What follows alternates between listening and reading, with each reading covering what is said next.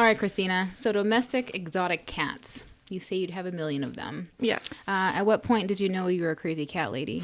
I think when I moved out on my own, that was the first time I got a cat.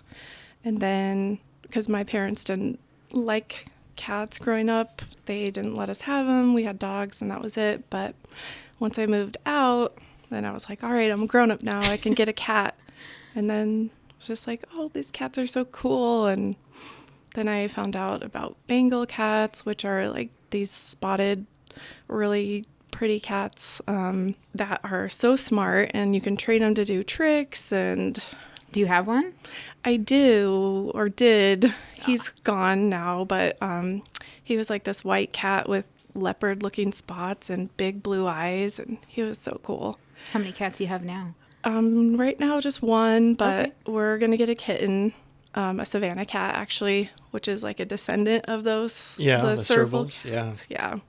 So we have one Maine Coon, and she's giant, like really big Russian Maine Coon with like Wow. Like how big is big? Like what does this cat She's, weigh? about 17 pounds, Ooh. but she's not like a fat cat. She's just very long and tall, like when she stands up on her hind legs, because you can get a treat and then say treat and then say up, and then she'll get up and grab the treat, and Oh my goodness. she fetches. It's great. They're really smart. So I'd have to see a video. Like Yeah. I've never seen a cat do anything but what the cat wants to do. Yep.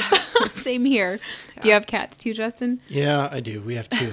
Yeah. So yeah. Well, my family's allergic, so we are sad. catless in the Torres I house. wish we were allergic. I was going to say, you sound reluctant on Yeah, that. yeah. 100% reluctant. Because they just do whatever they want. They walk wherever they want. They wake you up at 3 when they want to eat. Yeah. It's like, Push stuff off the counter. yeah, I exist to serve the cats. Right. So, At least you know it. So Yeah, yeah. It's an You're understanding. self-aware. That's good. It's an understanding. welcome back to GI and a Cup of Joe. Once again, I'm here with Annie T. Just a regular girl, and I'm here with Justin C. Just a regular guy. In this podcast, we'd like to take off the rank and get right down to just being a regular person who made a random decision to wear a uniform in the Idaho Army National Guard. All of us come from very different backgrounds, but we do have one common goal: to better our future. Not just to better our future for ourselves, but for our families and the ones we love.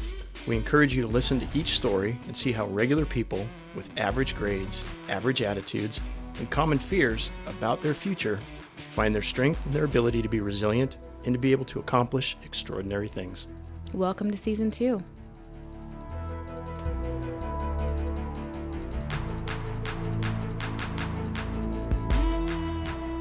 Today we're here talking to officially Sergeant First Class Kristina Hoover, but honestly she just Kristina to us. So let's go back to high school.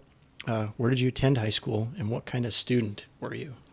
I went to Bora, so born and raised here, graduated in 2005.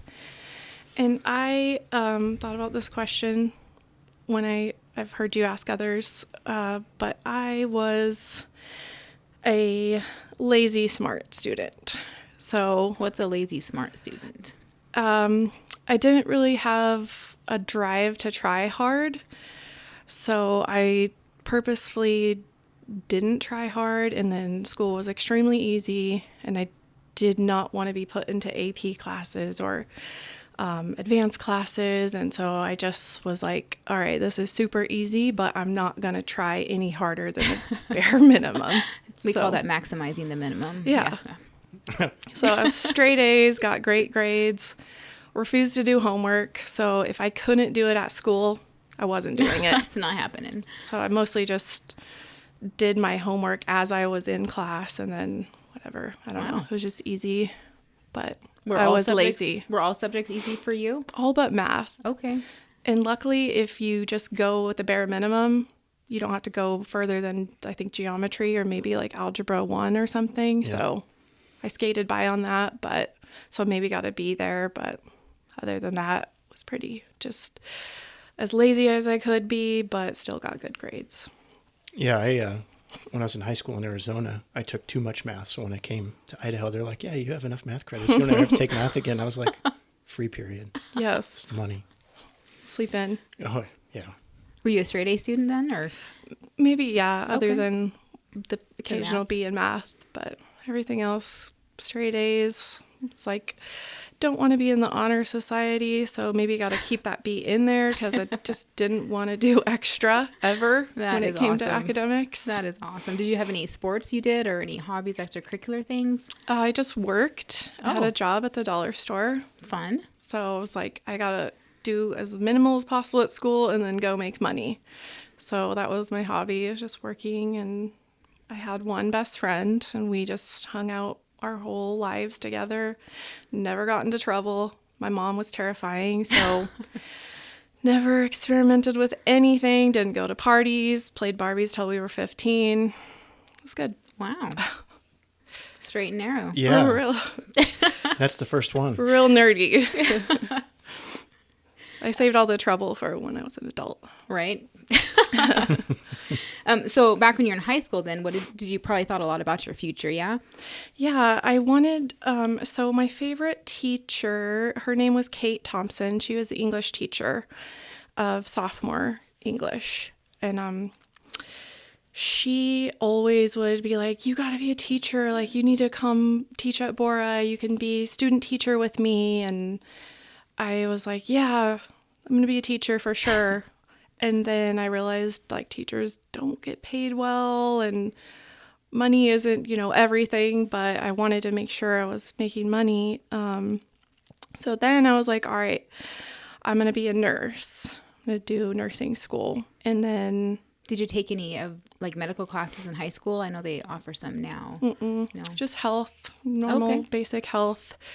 But my mom was a CNA, a certified nurse assistant. So I was kind of like into medical stuff and science. And I was like, yeah, being a teacher is not going to really, I don't think so. So we'll look into being a nurse. So that's what I wanted to be. And then I didn't really know how to go about, like, take the SATs and all that stuff. And so I, again, laziness and also maybe undiagnosed ADHD, I didn't apply myself. So Sure. just didn't even go to school Oh. right after high school. So I ended up becoming a certified nurse assistant myself and then just did that right when I graduated. Okay. So, Kind of took a break. yeah. Like, how long was your after graduation until you became a CNA? It was at the very end of my senior year, I did both. So I did that in the evening. It was maybe like a 5-week class or something. That's cool. And I got a job right away once I graduated at the Elks Rehab Hospital downtown. So I'm familiar with the place. are you? Yes, You ever I been am. there? Yes, Okay. I have. Yeah, actually a really good place to be a CNA because at the time, at least, the nurses work really well with you and you're kind of like this team and you get to know your patients because they're there for a hot minute. And then you only have, like 7 patients. So it's not too hard. But I still wanted to be a nurse at that time. I just was too lazy to go to school. So, what was the nexus for you from CNA to military? Okay, so the recruiters got me when I was in high school.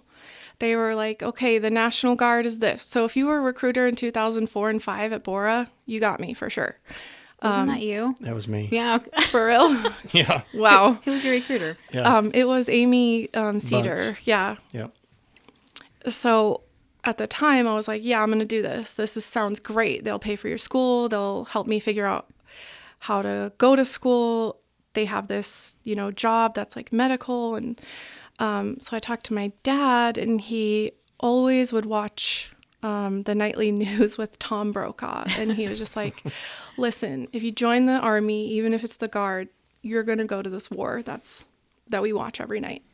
And then I was just like, okay, I won't do it then if you don't support that. So I didn't. But then, so fast forward like 3 years, I quit being a CNA because I wanted to change. I started working at an animal clinic in Meridian, and I met my husband, Cameron, as he worked there. And one weekend, he was like, oh, I can't work this weekend. I have Army. And I was like, what? You're in the Army? Like, I wanted to do that a couple years ago. And he's like, yeah, I'm a medic in the National Guard. And then I was like, okay, I really wanted to do that. It's still been on my mind. And he was just like, okay, well, I don't know. Are you sure? Like, do you really want to do that? I don't think you should. And then a few months later, we went to his sister's AIT graduation at Fort Sam Houston. She was a medic too. And then the marching and cadences of the formations, I was like, nope, that's cool. I'm doing it. Don't care what you guys say. I'm doing it. Send me to the war, whatever. I'm doing it anyway because I'm going to be in that formation too. Did your dad support you after that? He did. That's so crazy. He was like, man, yeah, I've been wondering what you were going to do with your life. I was just like, Dad, what the? Do you not remember when I brought this up? So, accomplishments-wise, since you joined, what's been your greatest accomplishment? Probably cliche, but definitely my two boys, my little boys. They're 4 and 7, just being their mom, raising them up to be good people, nice people, you know, like decent human beings. Yes, decent human beings. So definitely them. They're the best. They love me the most. Little boys love their moms. So They should. Yes, they do. it's pretty cool. How has being a mom in the military been positive for you? How has that been? I know with young kids, it's kind of hard. It is hard. I will definitely say that. It's hard.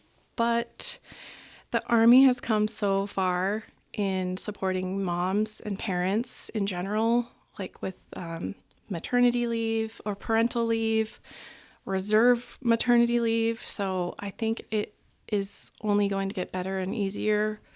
But overall, I think this organization supports families a lot, and they support you when you're a parent and want you to succeed in your job and being a parent. So it is hard at times. Your kids out the door crying, asking you not to leave as you're going on another travel or another drill weekend, but it's worth it for sure because you come here and especially as a leader, these other soldiers aren't your kids, but it's kind of similar. You're trying to take care of them, mentor them, show them, you know, how to be a good human being, good soldier, Make good choices. And then, so it's kind of an extension of that, but.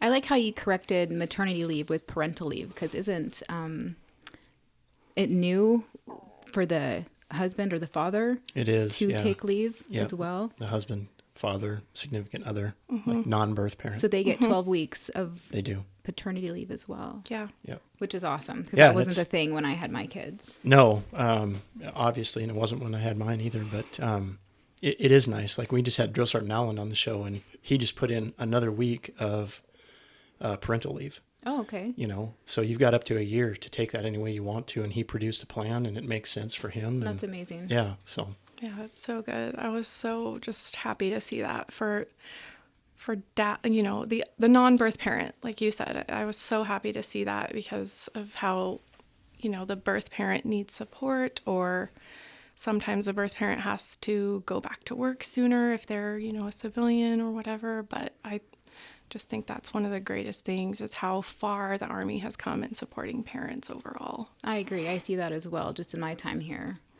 I think it's a lot easier now. Huge difference. Like when you had your kids, you probably got 6 weeks, and then it was like, okay, either use your own leave or you come back to work. Yep, and I actually brought my baby with me to work because I was nursing. I had no other choice. Yeah. So I would nurse and work, and everybody, I was in Charlie Med at the time, and everybody who worked there with me would take turns holding my child until she was ready to eat again, and then I'd feed her and it'd be pass the baby around. But I did that for probably 4 months after she was born because I didn't have the leave. I didn't have the choice. That's good. They supported you though. So Yeah. they supported you in the way that they could at the they, time. Yep. So that's great. It was a perk having, you know, all females that you work with because they all understood.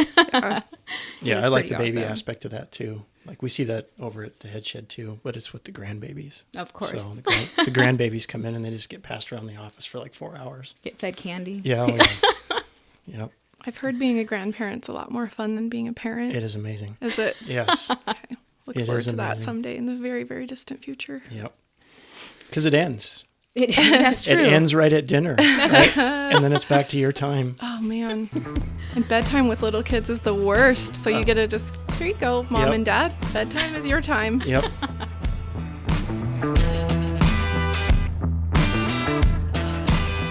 taking a look at your high school experience, how you transitioned into the Guard, some of the reservations you had, maybe even your parental reservations, right? If you could give some advice to a high school student that maybe was unsure about their future, what kind of advice would you give them? Okay, don't get wrapped up in the high school drama because it's such a small blip of time in your life. And if you're unsure about what you want to do in the future, learn different things. Learn as many things as you can until you figure out what you love and what makes you happy. Learn a trade if you can. Trades are in such high demand, and it's something you can always fall back on. And they're good paying jobs. And they're great paying jobs. If college isn't, traditional college isn't for you, that's okay. Learn something that is for you, and it's okay to not know what it is at the time that you're in high school. And check out the National Guard. It's been so good for me and my family, and we've been here for 15 and 18 years, and just it's great. It's at a bare minimum, time's going to go by anyway, so why not, give it a try for 6 years, and then suddenly you're 15 years later and you're almost done. Yeah. So you don't have to be sure, but just find something that makes you happy. And you did college too throughout like your time in the Guard? Oh yeah. Okay. I've started and stopped so many times. I'm actually I have too. It's in okay. it right now. I'm at the very end. I'm going to be graduating at the beginning of the year. Oh, congratulations. Thank you. What's your degree going to be in? It's healthcare management. Good for you. Yeah. So 15 years after high school? Yep. You still did it. Well, I think almost that's 20. Almost so. 20. Okay. But yeah, eighth time's a charm. It's okay to stop and start as many times as it takes. And it's okay if you don't finish, but it's online school, and ones that are geared towards the military are great. So definitely. But do you think you would have had that focus for college right out of high school? No. Yeah, I exactly. tried. I did try a semester at Boise State, failed the class because I never developed study skills, which I just did myself so many disservices in my teenage years, but that's okay. Did the military help you with those study skills, going through NCOES classes and everything? Yeah. Yes. I've gone through the NCOES classes. I've gone through instructor courses on how to be an instructor, which also kind of teach you how to be a better student. So yes, it's helped me exponentially. Research methods, I guess, it's also helped me with that, because if you don't know something, you have to figure it out and research and find it and Google and read regulations. And especially as an NCO and a leader, if you don't know something, it's on you to find out. So the Army's helped me in that way too, learning how to do research. So. I like how you said the military has helped you be a better student. Yeah. I think that's super important, because I would agree with that, because I was a horrible student right out of high school and right into college. And then through the military, I have taken college courses that I have flown right through, because I know how to be a student now and pay attention. So Yeah.